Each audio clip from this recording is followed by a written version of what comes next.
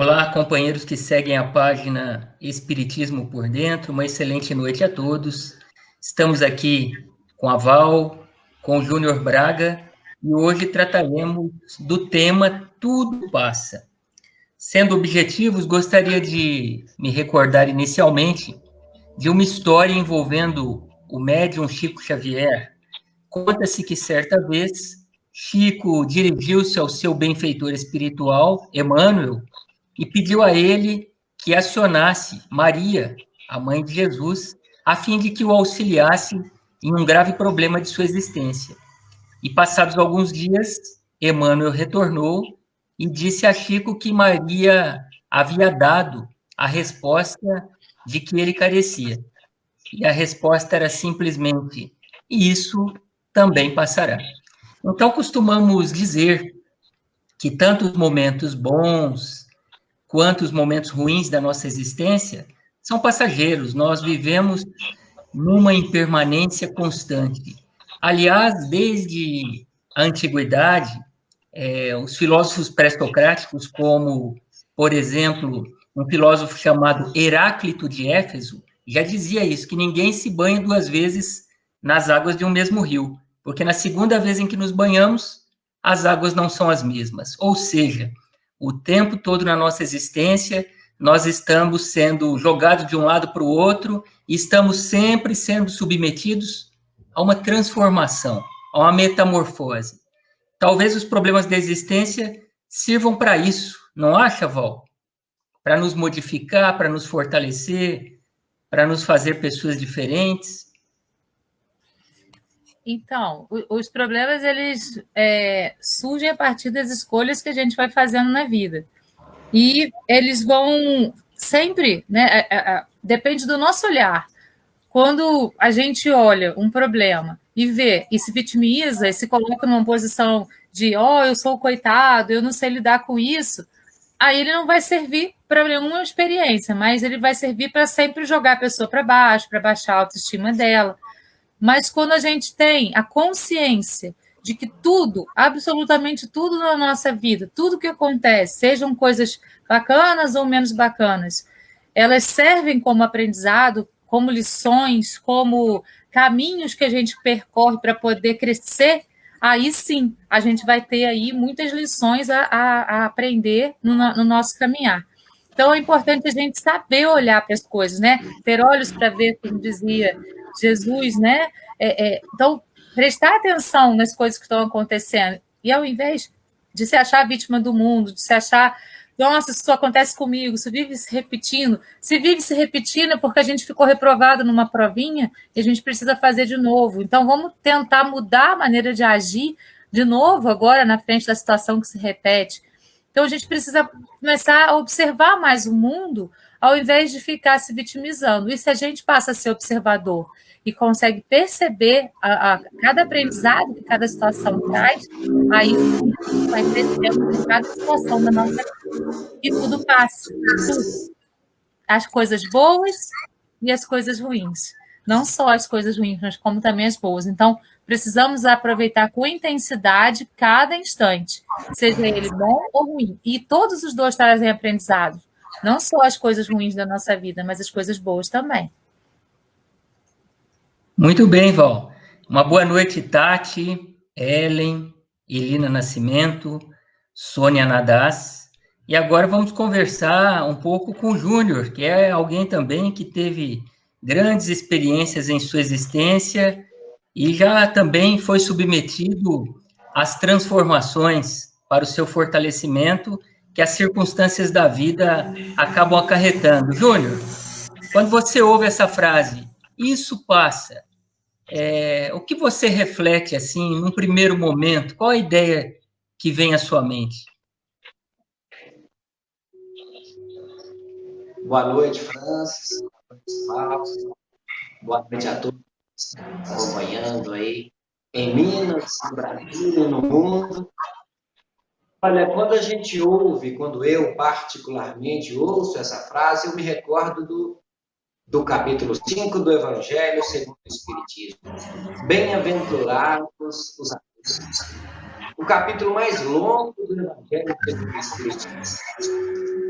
Aí vem já algumas reflexões. As compensações que Jesus fornece aos sofredores da terra se referem à vida futura, ou às vidas futuras, porque muitas das vezes esse tudo passa, pode não passar nessa atual existência, porque o aprendizado pode estar dependendo deste burilamento, desses obstáculos, dessas vicissitudes que atravessamos na atual existência.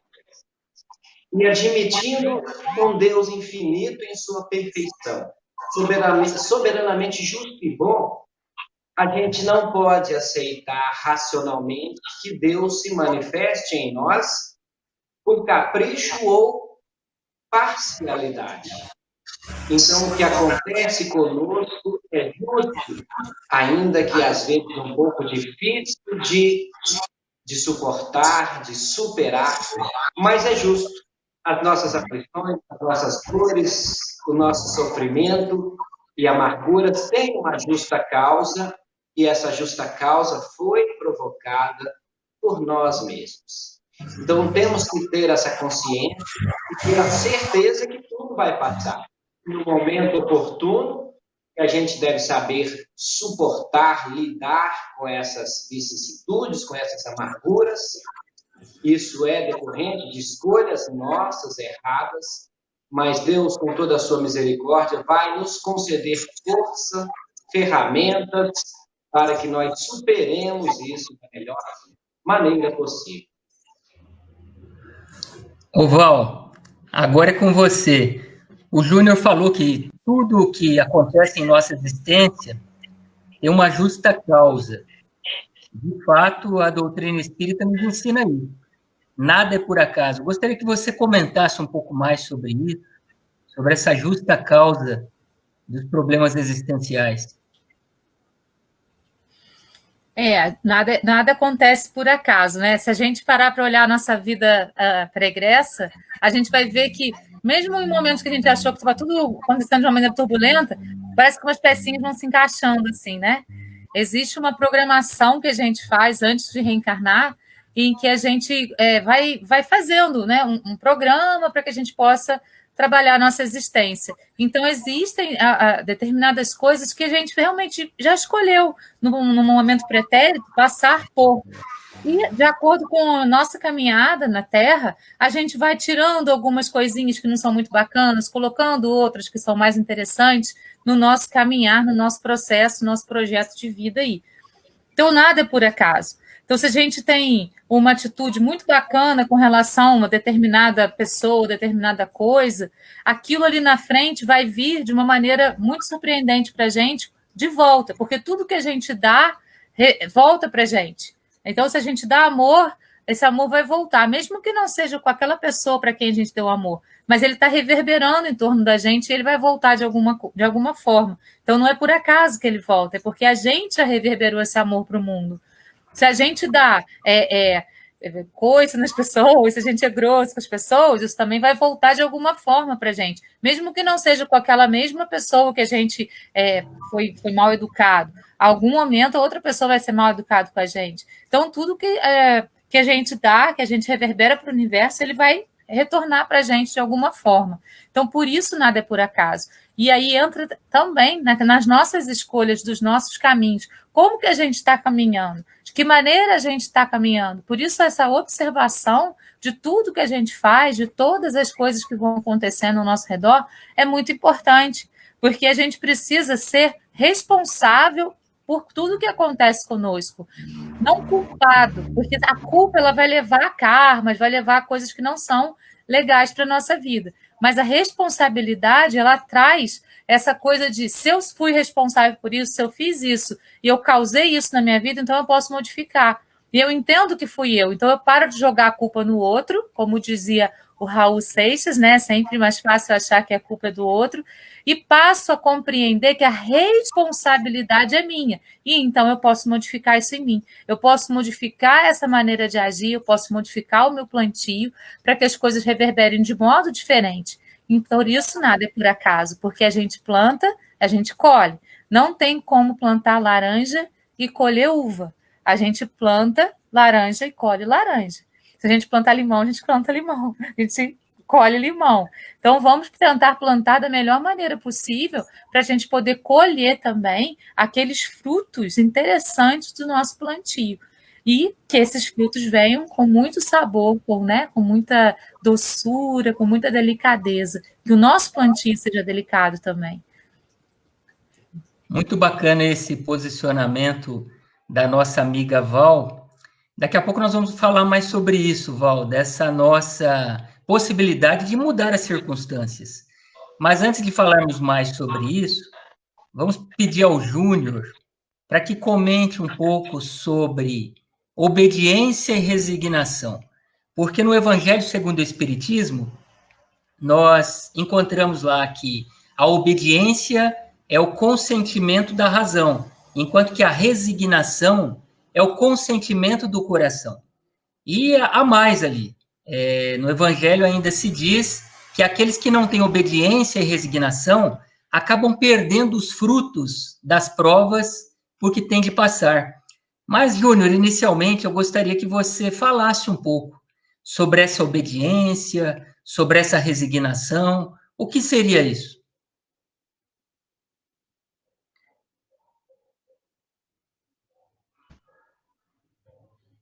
Bom, são virtudes, né? Virtudes que estão sendo explicadas pela espiritualidade no capítulo 9. Faz parte da sequência das bem-aventuranças. Bem-aventurados os brandos e pacíficos.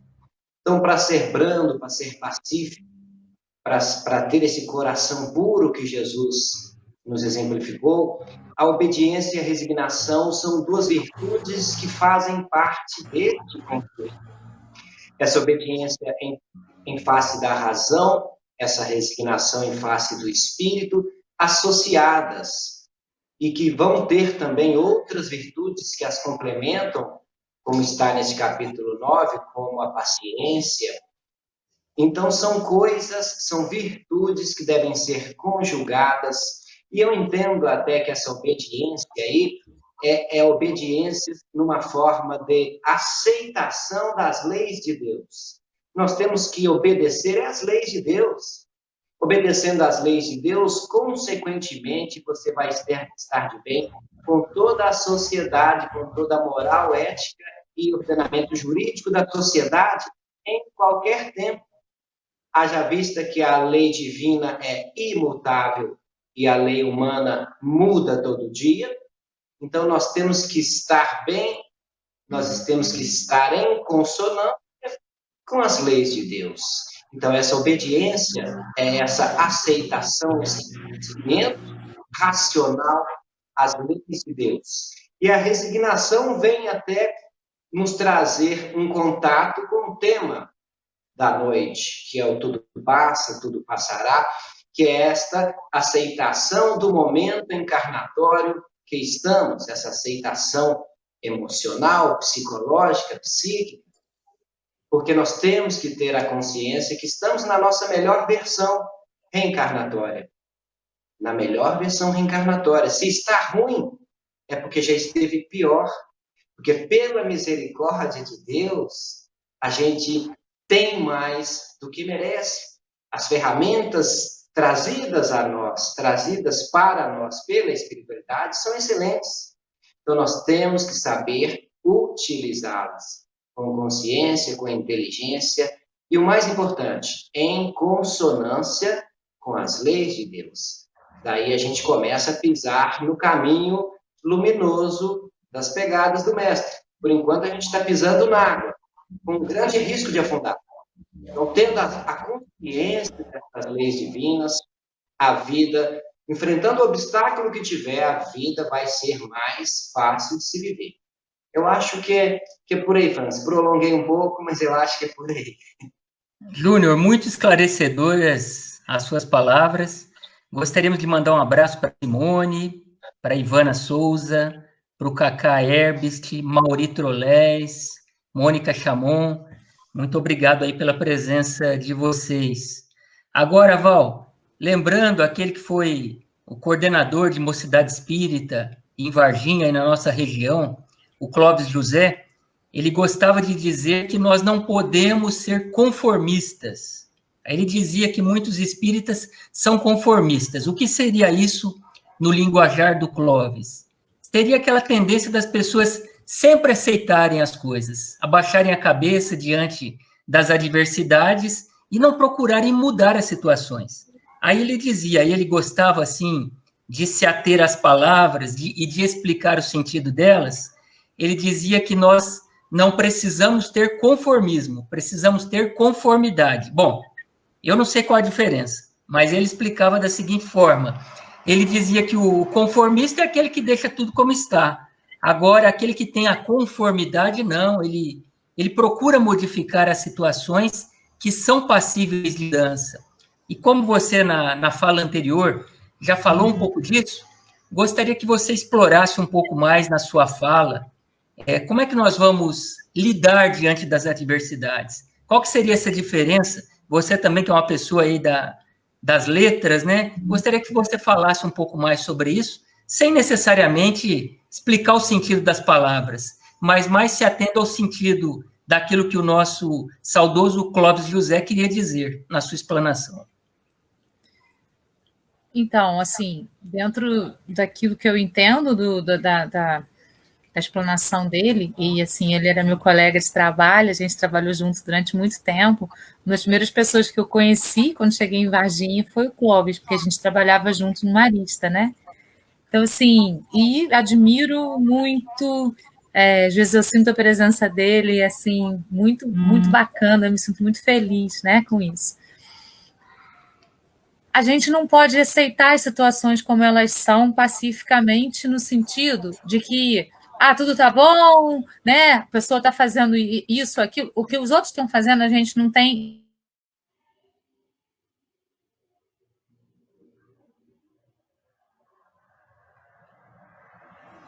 Deu uma travada, né, Júnior?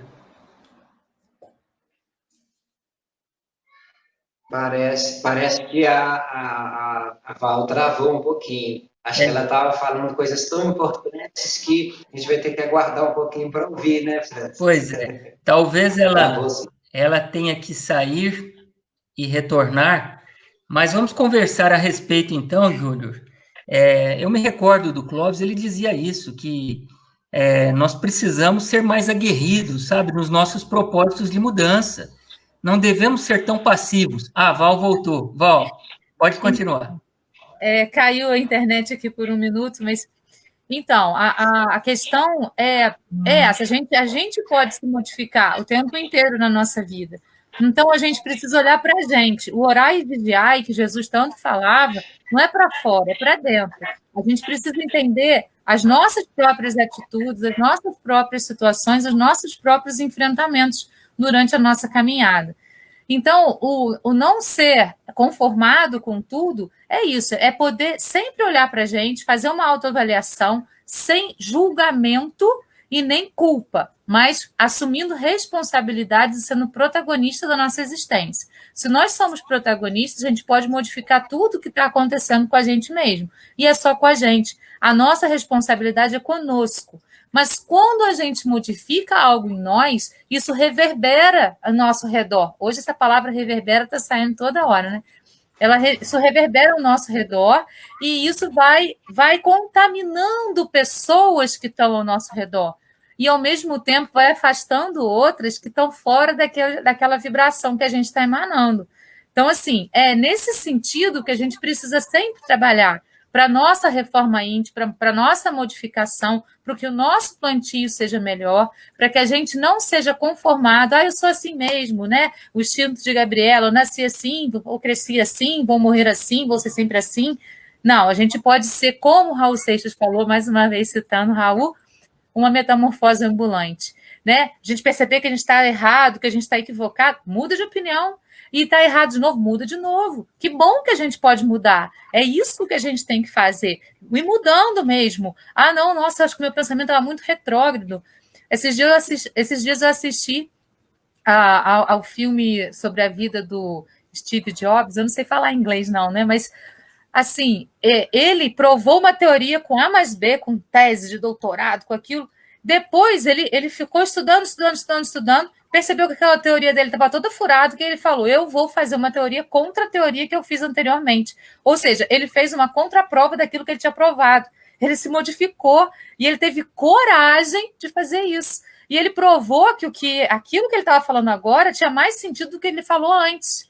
Então, assim, olha só que exemplo maravilhoso de um cara assim super mega inteligente que consegue fazer essa modificação, consegue perceber, falar, eu estava errado, esquece tudo, porque isso aqui que é o certo. Né? Tá bom, ele é um cientista, ele tem que provar que é certo através de todos os experimentos que ele vai fazendo. Mas a gente não precisa provar nada para ninguém, a gente só precisa cuidar da gente mesmo. A gente só precisa cuidar das nossas atitudes, das nossas... tá faltando a palavra. Das coisas que a gente vai fazendo durante a nossa existência, das nossas inclinações na vida, para que a gente possa ir modificando isso. E a gente só consegue isso a partir da observação com nós mesmos. A gente precisa se observar, a gente precisa compreender tudo o que está acontecendo, para tomar consciência e então agir para transformar. E é só a gente mesmo que a gente muda. É muito interessante isso, porque isso foi um aprendizado na minha vida, né? A gente sempre acha assim, não, vou conviver com fulano, a gente é adolescente, novinho, vou conviver com fulano, vou mudar ele, né? Porque eu vou falar isso, vou falar aquilo, vou mudar. A gente não muda ninguém. Cada um só muda a partir do momento que aquilo é uma escolha individual e uma atitude na vida. Porque não adianta só escolher, a gente tem que escolher e atuar. Porque a gente fala assim, não, eu decidi, vou mudar isso aqui tudo. Mas você atuou para mudar? Ou você só ficou na escolha e não atuou na vida de modo diferente? Porque senão também não adianta. Então é nesse sentido que a gente não precisa se conformar, mas que a gente pode modificar tudo que está ao nosso redor. E quando a gente se modifica, tudo ao nosso redor também se modifica. Eu acho que é isso. Muito bacana, Val. E olha, à medida que você falava do Steve Jobs, eu percebo que ele teve muita humildade. Talvez as pessoas tenham essa dificuldade para fazer a contraprova, para fazer o contraponto diante da própria opinião, por falta de humildade. Nós nos apegamos a um ponto de vista e, ao invés de aceitarmos uma contestação, não, nós ficamos ali, continuamos naquele ponto de vista equivocado e, por orgulho, acabamos nos apegando a uma mentira que nós defendemos anteriormente. Deveríamos ter a coragem de assumir, nossa, eu sou um ser humano, eu posso errar, não há nenhum problema, e posso reformular o meu pensamento anterior. Então, muito bacana essa passagem aí que você colocou para nós. Mauri está perguntando. Deixa eu deixar uma pergunta aqui. Nesse sentido que você está falando, existe um questionamento que a gente pode sempre se fazer. A gente quer ter razão ou quer ser feliz? É muito mais importante a gente escolher ser feliz do que ter razão sempre. Muitas vezes é mais interessante a gente ouvir o outro e analisar, será que realmente a opinião dele está bacana ou não? E, de repente, a gente vai até achar que não, mas ao invés de ficar batalhando ali para ter razão, ouve e, de repente, descobre que o outro também tem um pontinho de razão e que aquilo pode contribuir com a sua existência. Então, a gente precisa escolher ser feliz a ter razão, na minha maneira de pensar. Maravilha, Val. Me lembrei de Sócrates, só sei que nada sei. Quando nós agimos dessa maneira aí que você colocou, nós tiramos um peso de cima de nós, né? Nós não queremos ter razão, não importa ter razão. O importante é que a gente seja feliz, é que a gente descubra a verdade e nos colocamos também algo importantíssimo, como aprendizes e não como mestres. Eu acho que essa aí é uma postura fundamental para a felicidade, nos colocarmos sempre como buscadores da verdade e como aprendizes e nunca como mestres, porque a postura de mestre, ela é assim um pouco arrogante, né? Eu sou o mestre e quero ensinar. Eu me coloco como aprendiz, porque, na verdade, nenhum ser humano passa disso. Todos nós somos aprendizes. Tirando o nosso mestre Jesus, todos os outros são aprendizes. Mas o Mauri está perguntando, cadê o Quarteto Fantástico? Mauri, hoje não temos aqui a presença do Paulo, nem a presença da Tati Nadaz, não sei qual quarteto, são 2 quartetos aí. Vamos ver se na semana que vem estarão aqui conosco. O Cacá está dizendo, Val, sabe as palavras, Valéria. Eu me lembrei também, Val, de uma oração do Almirante Hard, lá da Segunda Guerra Mundial. Conta-se que o Almirante Hard ele tinha uma oração que dizia assim: Senhor, dá-me coragem para mudar aquilo que pode ser mudado. Dá-me aceitação para que eu possa me render diante daquilo que não pode ser mudado. E dá-me também sabedoria para distinguir uma coisa da outra. Distinguir o que pode ser mudado daquilo que não pode ser mudado. Mas agora, Júnior, vamos falar um pouco sobre as coisas que podem ser mudadas. Porque na nossa vida nós temos muita coisa que pode ser mudada, muita coisa ruim que pode ser modificada. E como já debatemos aqui, muitas coisas não são modificadas, não é porque são circunstâncias da vida, não é porque são provas que nós devemos passar, mas não se modificam diante da nossa leniência, diante da nossa preguiça, diante da nossa passividade. E você, como é aí um especialista do Evangelho segundo o Espiritismo, passou a quarentena fazendo trabalhos do Evangelho lá no Centro Espírita 3 de Outubro, gostaria que você falasse um pouco sobre uma virtude imprescindível para nós mudarmos as situações, que é a fé. Aliás, tem um capítulo do Evangelho segundo o Espiritismo que é A Fé Transporta Montanhas. Fale um pouco para nós sobre isso. Olha, perdoem, nada disso foi combinado, nós nem sabíamos para onde que rumaria a nossa conversa. Mas, Júnior, fale um pouco sobre isso, sobre a fé transporta montanhas. A fé é extremamente importante para a nossa evolução e para a nossa transformação. A fé não no sentido de crença, mas no sentido de confiança. Confiança do processo evolutivo que cada espírito, que Deus reservou a cada espírito. Então, essa fé é muito importante. E ela faz parte de todo esse processo. Quando a gente faz a pergunta para a gente mesmo, então se eu vim aqui para sofrer, eu preciso sofrer e pronto. Não é assim. A gente tem que ter atitude para mudar. É que Joana de Ângeles, no livro Dias Gloriosos, chama de resignação dinâmica ou resignação ativa. Eu entendo todo o processo, mas eu tenho conduta e comportamento para mudar. E isso está associado a essa confiança no que o Cristo nos trouxe, no que o Cristo nos prometeu. Se está associado a essa confiança, está associado à fé. E a fé sempre junto da coragem. Coragem e fé. Então, são várias virtudes que se complementam, que trabalham juntas em nós. E lembremos que nós todos, sem exceção, temos todas as virtudes em nós. Elas apenas, em alguns momentos, acho que na maioria de nós, não está se manifestando adequadamente, não está saindo do plano interno. Aliás, está até cristalizado dentro de nós todas essas virtudes, como a fé, como a resignação, como a obediência, que vão criar todo um contexto que se resume no amor ao próximo, no amor a nós mesmos e no amor ao próximo. Então, ter fé é ter confiança de que tudo vai passar, de que tudo vai dar certo. Mas para ter fé, a fé tem que ser racional, conhecendo todo o processo de mudança. E como diz a questão 920 do Livro dos Espíritos, nós temos o direito e o dever de amenizar os nossos males. Não é ficar sofrendo porque falaram que a gente tem que sofrer. Eu sempre chamo a atenção, no pouco que eu estudei, que eu nunca vi a doutrina espírita pregando sofrimento para ninguém. Você tem que sofrer, você tem que sentir dor, você tem que sentir amargura. Eu nunca vi isso e não acredito nisso. Os obstáculos são para serem superados, as ferramentas nós temos, trabalhando com resignação, com aceitação, com fé, com coragem e a consciência de todo esse processo divino que age sempre em nós e em todos os encarnados e desencarnados, em todos os seres criados por Deus.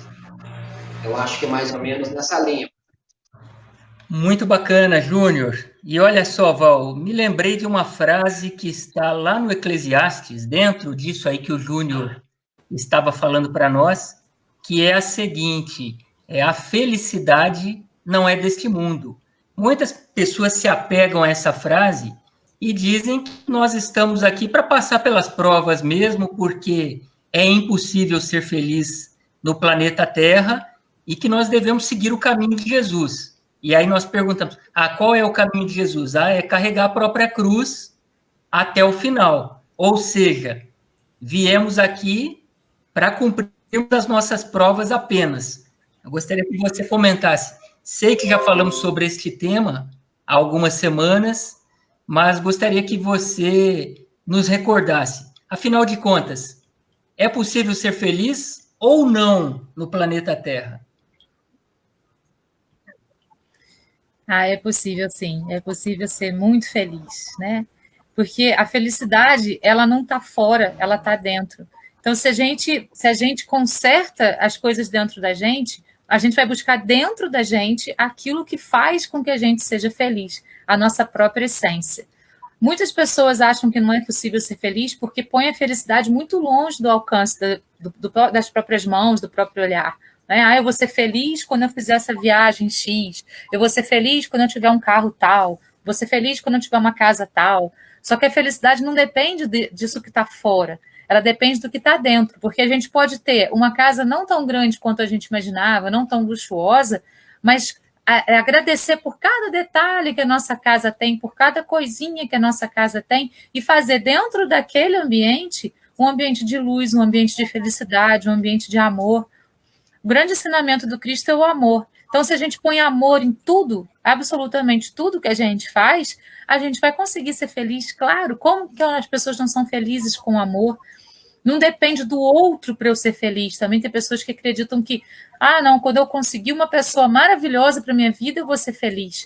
A gente pode ser feliz sozinho também. Apesar da música dizer que é impossível ser feliz sozinho, a gente pode ser feliz sozinho. Mas ser feliz junto com alguém é mais gostoso, né? A gente tem aquela companhia, tem alguém para conversar, tem alguém para falar coisas, para poder trocar experiências, alguém para puxar a orelha de vez em quando. Só que isso, a felicidade não depende disso, porque tem pessoas que não gostam de que o outro puxe a orelha. Eu acho bacana, se eu estou fazendo uma coisa ruim e alguém me chama atenção, eu vou pensar naquilo. Será que realmente tem razão ou não de ser?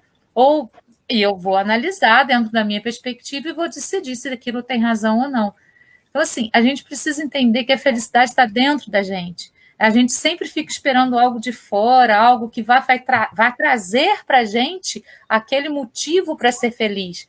Mas o grande motivo está dentro da gente, a gente só precisa descobrir isso. Tem horas que é muito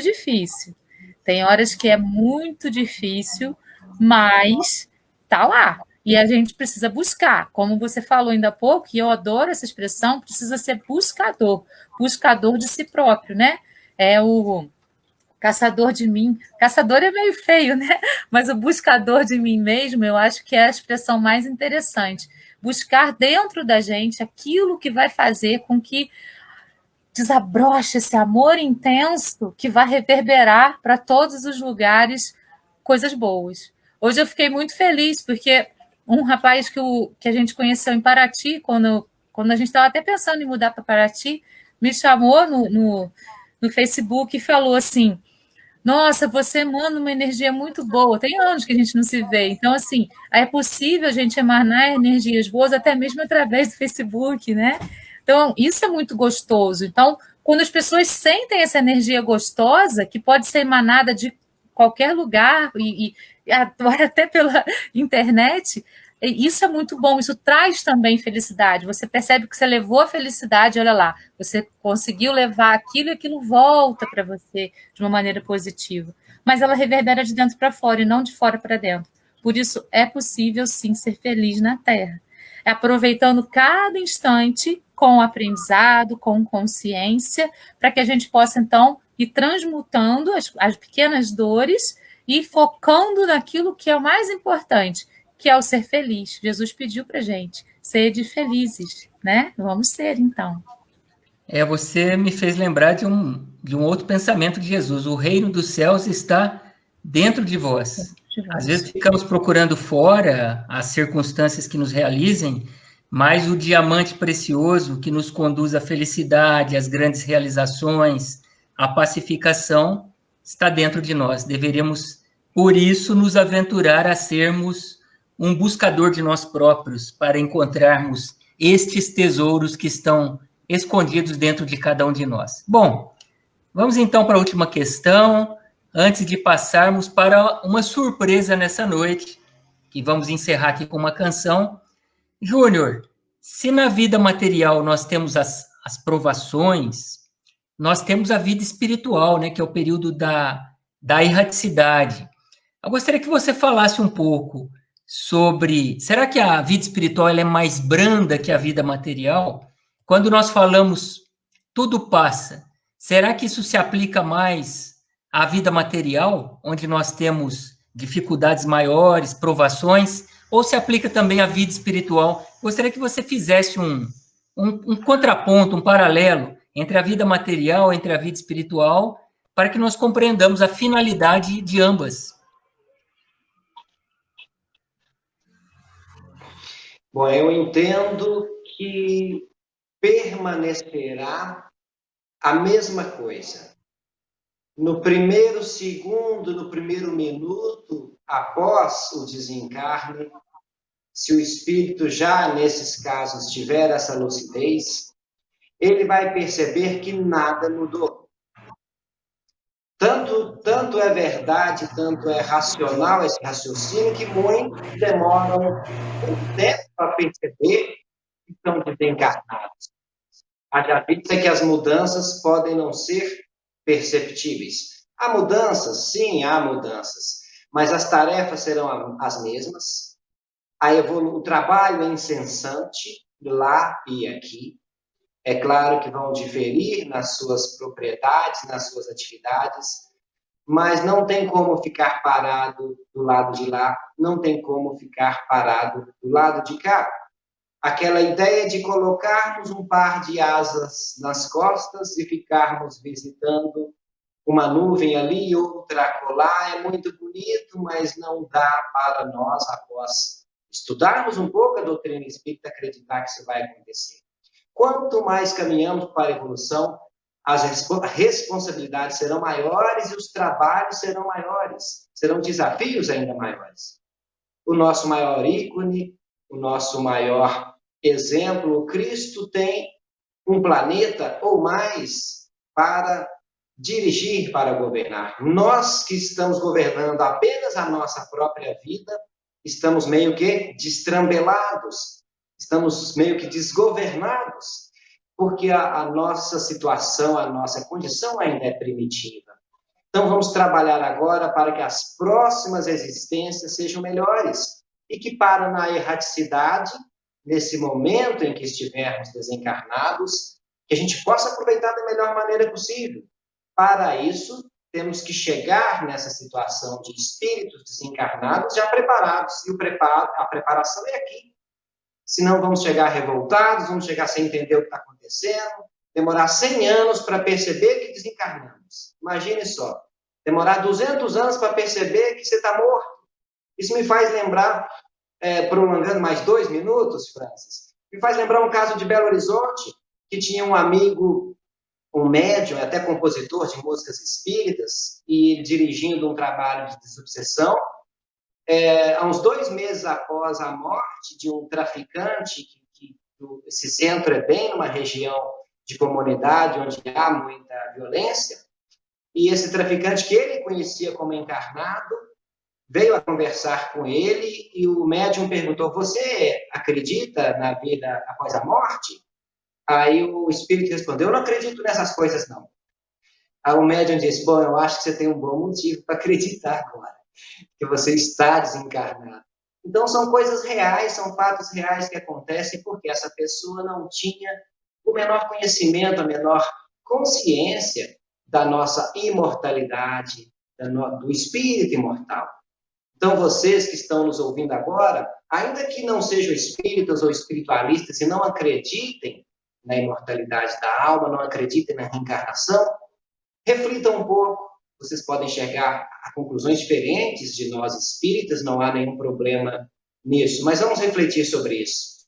porque Deus nos criou para viver eternamente. Seria injusto alguém ter vivido apenas na época das cavernas, com os dinossauros, ou coisa parecida, e outros têm uma vida aparente aqui na Terra bem melhor do que outros, né? Então, eu digo aparente porque não é melhor, porque as oportunidades são dadas de forma igual para todos nós. É o aproveitamento que nos leva a condições diferentes. Muito bacana, Júnior. Nos fez refletir sobre o seguinte: se nós desencarnarmos com depressão, nós vamos fazer tratamento para depressão no mundo espiritual.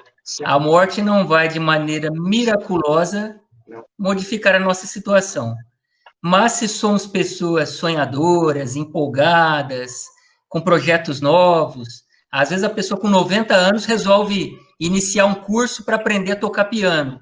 Essa pessoa vai estar encantada no mundo espiritual, vai chegar lá com um projeto, sonhando, querendo descobrir novos horizontes. Ou seja, nós vamos nos transportar para lá e vamos encontrar na vida, tanto no mundo físico quanto no mundo espiritual, aquilo que nós temos dentro de nós. Foi aquilo que a Val e o Júnior falaram. Então, que possamos ter esta atitude mais enérgica de maneira positiva, diante das adversidades e diante dos problemas, que possamos nos recordar da orientação da mãe de Jesus, a Chico Xavier. E isso também passará, porque, afinal de contas, tudo passa. Não é isso? Para encerrar, olha só, a Val fez um convite para um grande amigo dela, Cacá Negrete, para apresentar uma canção. Na quinta-feira que vem, será a nossa última reunião do ano, depois nós vamos fazer uma pausa.